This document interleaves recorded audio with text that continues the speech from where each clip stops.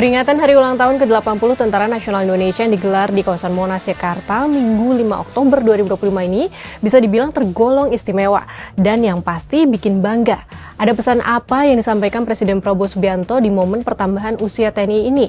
Lalu di balik meriahnya perayaan, faktanya masih ada beberapa poin terkait evaluasi bagi TNI yang memasuki usia 80 tahun ini. Apa itu? Kita bahas ya. Perayaan dimulai dengan upacara pukul 08.00 WIB, dilanjut dengan gelar alutsista atau alat utama sistem persenjataan, parade dan defile. Dalam upacara HUT ke-80 TNI diikuti lebih dari 133.000 personel dan 1.407 alutsista lintas matra, jumlah yang disebut paling besar sepanjang peringatan HUT TNI. Dari kapal selam otomatis, kapal perang modern, pesawat tempur generasi terbaru, hingga perlengkapan tempur darat, semua dipamerkan di jantung ibu kota. Tak hanya kekuatan tempur, TNI juga memperlihatkan kemampuan operasi militer selain perang atau OMSP sebagai wujud peran TNI mendukung pembangunan nasional. Yang juga sedikit berbeda kali ini yaitu saat upacara juga disediakan makan gratis, pembagian sembako, dan door prize bagi masyarakat yang hadir. Door prize yang disiapkan cukup beragam, diantaranya 200 unit sepeda motor, kulkas, dan televisi. Presiden Prabowo Subianto dalam pidatonya mengungkap pesan khusus bagi para pemimpin TNI. Saya atas nama negara, bangsa, dan rakyat, saya ingatkan semua unsur pimpinan TNI dari setiap eselon, dari setiap tingkatan harus selalu membina diri dan harus selalu memberi contoh. Kepemimpinan di TNI harus kepemimpinan keteladanan, harus kepemimpinan Ingarso Sungtelodo, harus memberi contoh di depan. Tidak ada tempat untuk pemimpin-pemimpin yang tidak kompeten, yang tidak profesional, yang tidak mengerti tugasnya.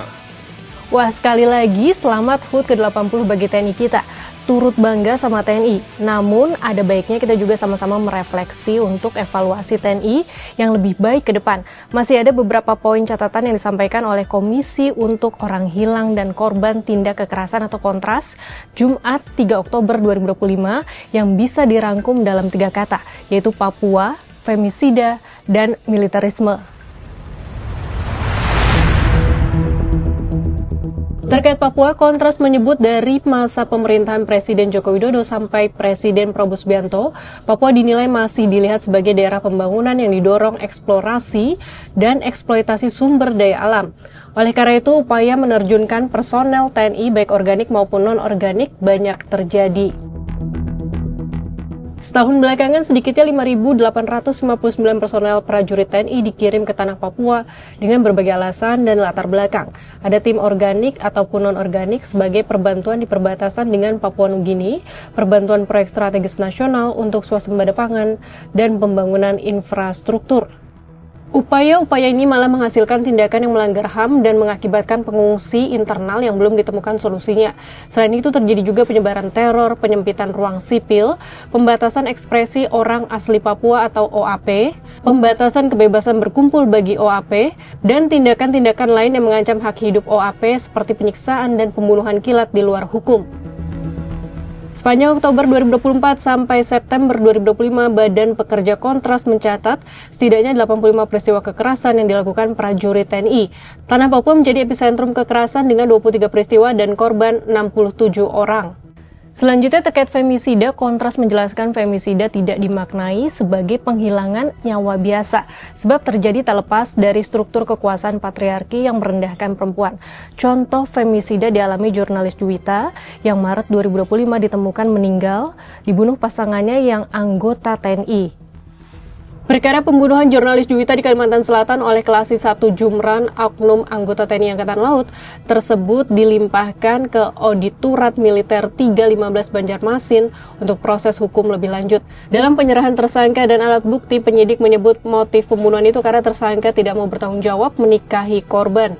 Terakhir yaitu militerisme, kontras merujuk kepada pelanggaran kebebasan sipil oleh anggota TNI. Setahun terakhir ini terjadi beberapa intervensi ruang-ruang akademik seperti perwira militer yang mendatangi diskusi tentang RUU TNI di kampus, intimidasi mahasiswa, serta penyisiran demonstran di kampus Universitas Islam Bandung dan Universitas Pasundan Bandung. Di ranah siber, TNI juga tercatat pernah melaporkan seorang pemengaruh dengan menggunakan Undang-Undang Informasi dan Transaksi Elektronik. Ini jelas melanggar putusan Mahkamah Konstitusi yang menyatakan instansi atau lembaga negara tidak punya wewenang atas hak hukum untuk melaporkan seseorang dengan Undang-Undang ITE. Dari ketiga poin catatan ini, Kontras merekomendasikan agar Panglima TNI dan jajarannya aktif mengawasi dan mencegah terjadinya tindak kekerasan, khususnya terhadap warga sipil. Salah satunya dengan tegas memberikan sanksi disiplin dan etik kepada prajurit yang melanggar HAM. Penempatan dan pengerahan prajurit di beberapa wilayah khususnya Papua dan pembentukan batalion-batalion teritorial juga diminta untuk dievaluasi sampai ada perumusan kebijakan pembangunan manusia dan kewilayahan yang sesuai Undang-Undang TNI. Sahabat Kompas, bagaimana opini kamu terkait dengan TNI kita yang sudah memasuki usia 80 tahun ini? Apa harapan kamu? Yang jelas rakyat berharap pada TNI yang sedang berulang tahun ini mau merefleksi dan mengevaluasi demi menjadi lebih baik bagi bangsa. Dia selalu tentara Indonesia.